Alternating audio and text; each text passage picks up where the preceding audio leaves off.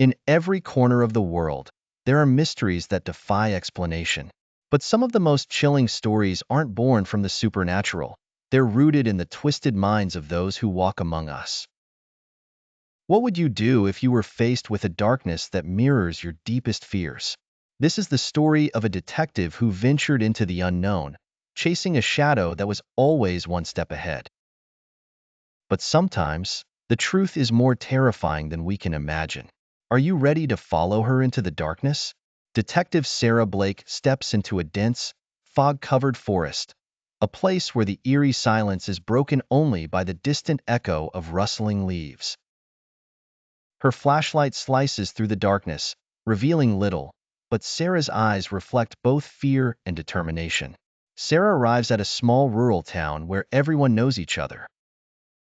The peace is shattered by a ritualistic murder in the woods, a disturbing crime with no clear motive or suspect.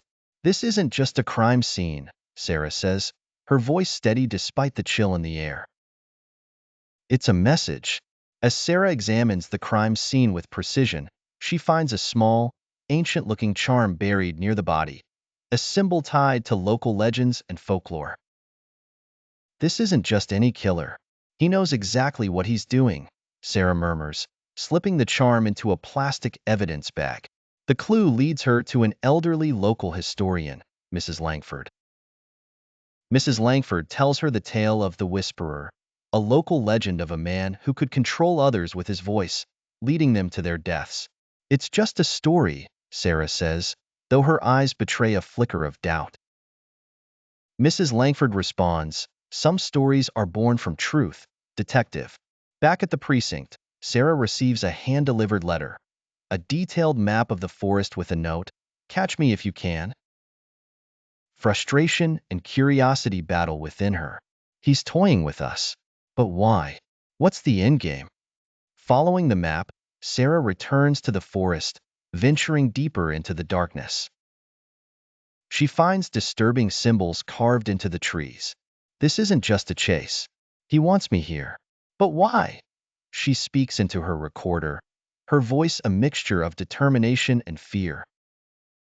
Further investigation leads Sarah to a hidden underground lair filled with disturbing artifacts, old photos, personal belongings of the victims, and symbols matching the charm she found.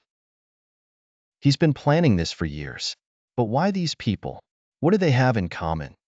Sarah questions, her mind racing to connect the dots. The killer, Elias Kane, finally reveals himself. He claims to be the Whisperer's descendant, continuing his work. Sarah chases him through labyrinthine tunnels beneath the forest. "You can't run from the truth, detective. It's already inside you," Kane taunts. Kane leads Sarah into a trap, a chamber where she is surrounded by symbols and artifacts that seem to warp reality, making her question what is real. Is this all in my head? Or is this something more? The confrontation peaks when Kane reveals that he's not just killing. He's trying to invoke an ancient power through his murders, something that he believes will grant him control over life and death.